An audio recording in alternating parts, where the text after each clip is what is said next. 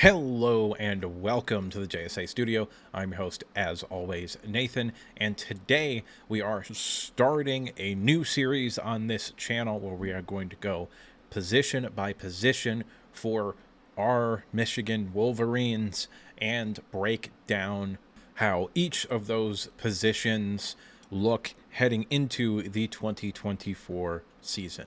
And we're going to start with the most important position on any football team, the quarterback position.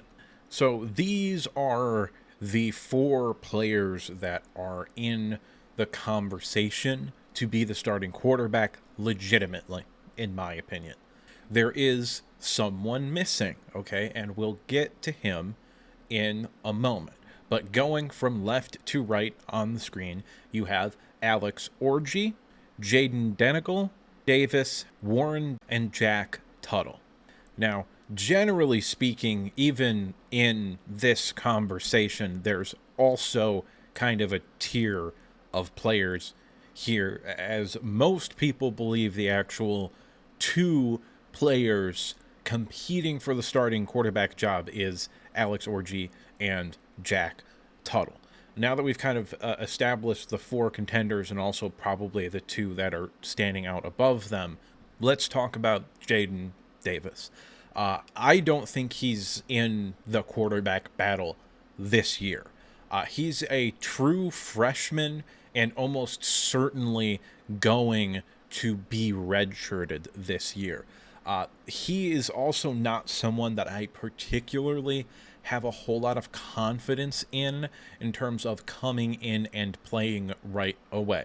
Now, if the guy that I have winning this quarterback battle that we'll get to at the end of the video, then I probably would start Jaden Davis just to let him get his feet into the fire a little bit. But generally speaking, that's my philosophy for almost all quarterbacks at the college level. If your starter goes down, don't necessarily throw out the second best quarterback, especially if you've already got a couple of losses. Just throw out the young guy and let him play a little bit to get his feet under him and experience what it's like playing at the next level. That's also just generally how I feel about positions in football in general. The more experience you can have when you're younger, the better. When it comes to Jaden Davis as a player, I think he's closer to Cade Cunningham than he would be a J.J. McCarthy. I think he's probably going to be someone that is going to excel within a offense, not outside of it. Now, he's more athletic than Cade Cunningham. I actually think the arm talent is about a scratch. I think it's about even, because people don't remember it, but Cade Cunningham had a good arm. Like, it wasn't like he was this weak-armed statue at the quarterback position. He wasn't the most athletic, and he didn't have a cannon or anything, but he had a good arm for the college level, and that's where I think Jaden Davis is as well. I don't think he's going to be a statue, but he's not going to be someone that you design run plays for. All that being said, I think the best course of action for him as a football player and for the team is probably just let him play in some of the garbage time Big Ten games where they're blowing him out and they're up by 4 touchdowns in the fourth quarter. Let him come in, get his 4 games in before he can lose his red shirt to get some reps against some legitimate college talent. And then you can hopefully be able to move him in either a starter sort of position or a quality backup position entering next year. In other words, I don't really think he's legitimately competing in the battle for the starting quarterback position. And speaking of players that I don't think are competing for the starting quarterback position, we have the other 3 quarterbacks not named Alex Orji.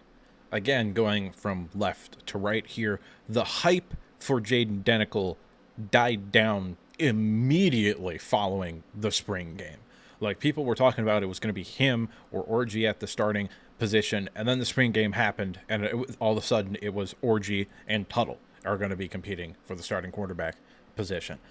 I don't think either of them are going to legitimately be competing for the starting quarterback position.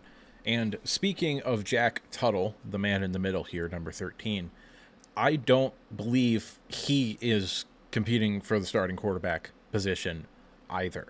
Now, I get that on the depth chart, he was likely listed as QB2 last year. However, if J.J. McCarthy had gotten hurt, we don't beat Ohio State and we don't win the Big Ten and we don't probably make the playoffs and win the national championship. So at that point, why would you start a fifth-year senior when you could have started someone like Alex Orji? So I don't really think he was the backup quarterback anyway. I think it probably would have been Alex Orji if J.J. McCarthy had gotten hurt. Now, luckily, he didn't get hurt, and we went 15-0. However, had he gotten hurt, I also don't think Jack Tuttle would have come in. It probably, in my opinion, would have been Alex Orji. And they probably would have tried to do a lot of things where they got him on the move, simple bootlegs, so that it was only reading one side of the field and it was like look 1 to 2, if not take off running.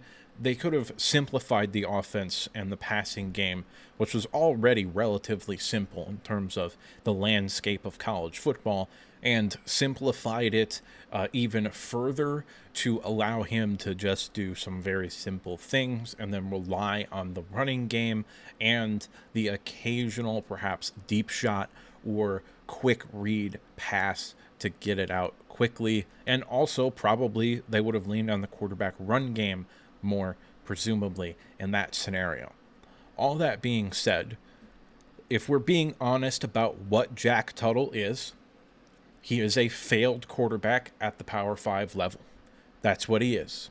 He was horrible at Indiana when we saw players in that same system with the same players be much better and compete against good teams. Peyton Hendershot, Michael Penix, same scheme, same players for the most part, all played significantly better than Jack Tuttle. Now, could he have taken a step forward since he got benched and transferred to Michigan? Maybe. But when it comes down to it, I don't want to take a risk on someone where it's more likely he's going to revert to being that same player than it is he's going to turn into something different.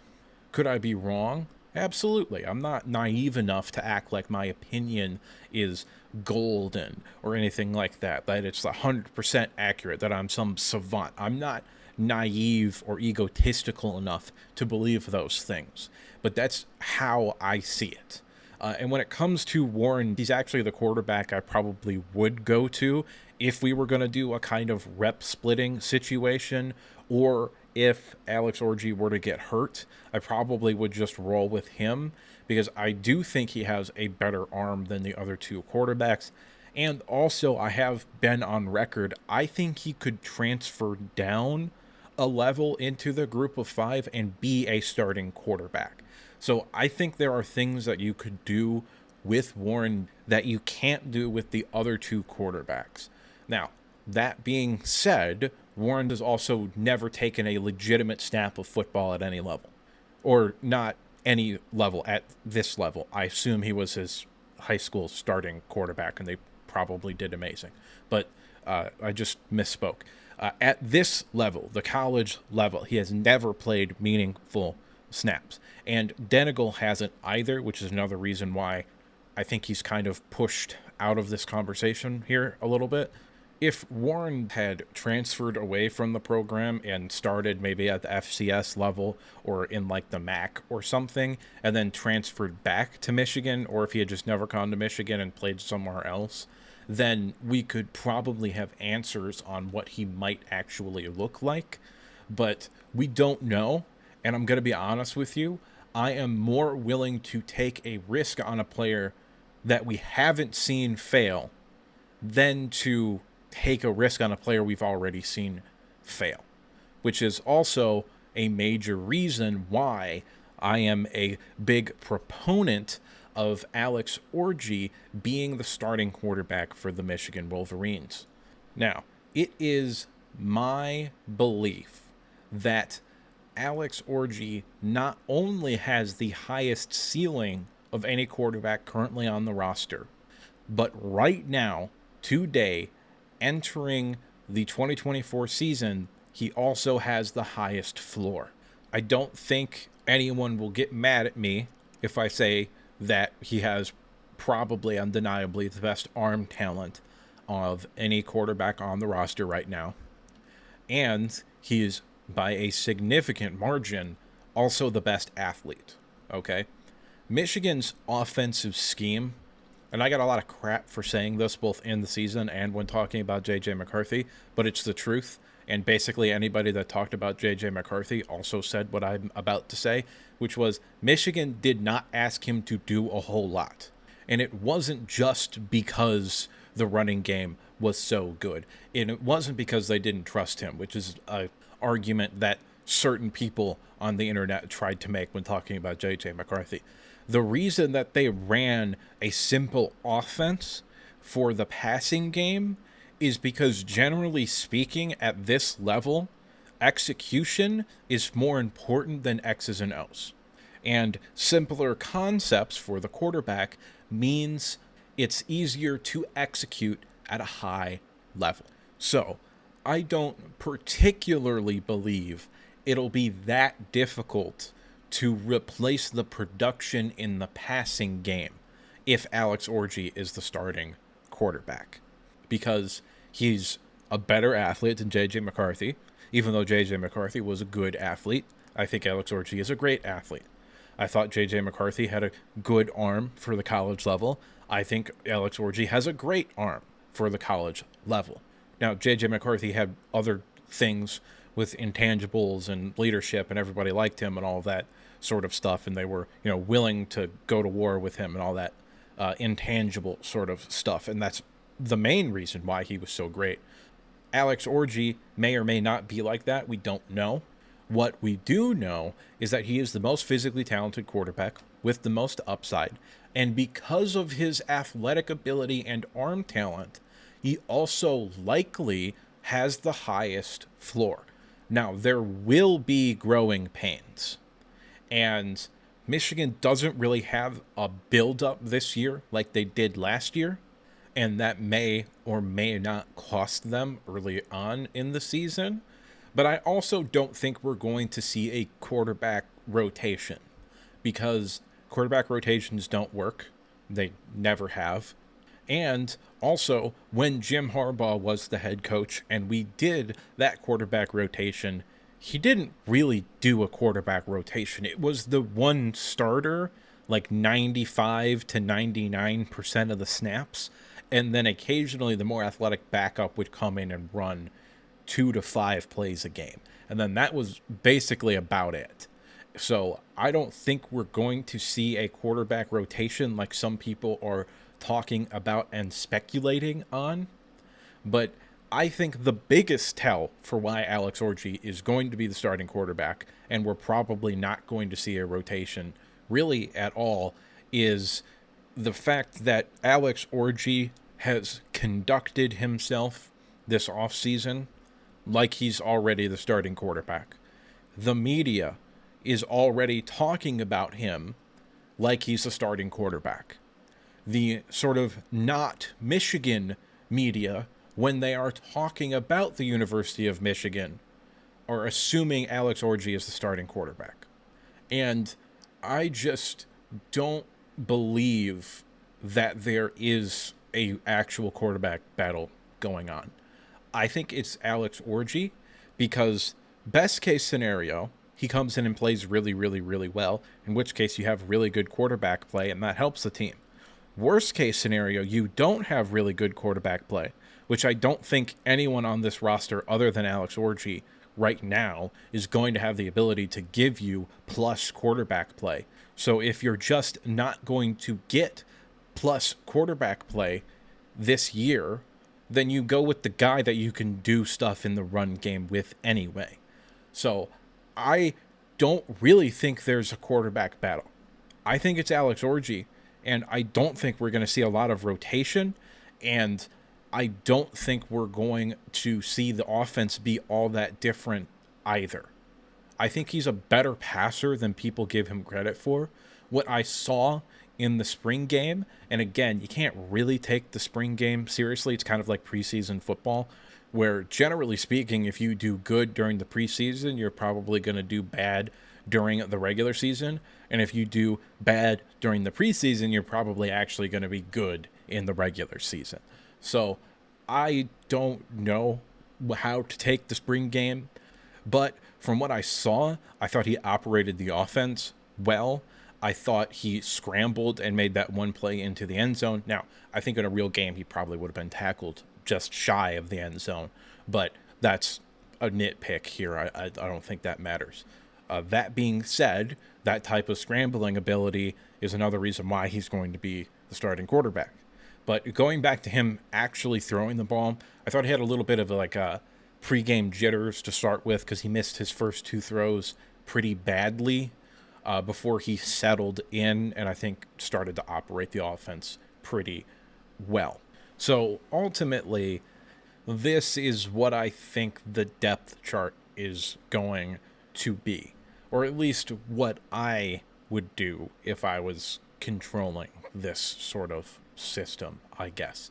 Alex Orji is the starting quarterback. Davis Warren would be the backup quarterback. Jack Tuttle would be third. Jaden Denegal would be fourth. And Jaden Davis would be fifth because I don't want to burn his red shirt. Just let him run the scout team this year. However, if those top two guys get hurt, I would probably go to Jaden Davis before I would go with Jack Tuttle. Because at that point, the season's most likely shot anyway. On Wednesday, we will be talking about the running back position.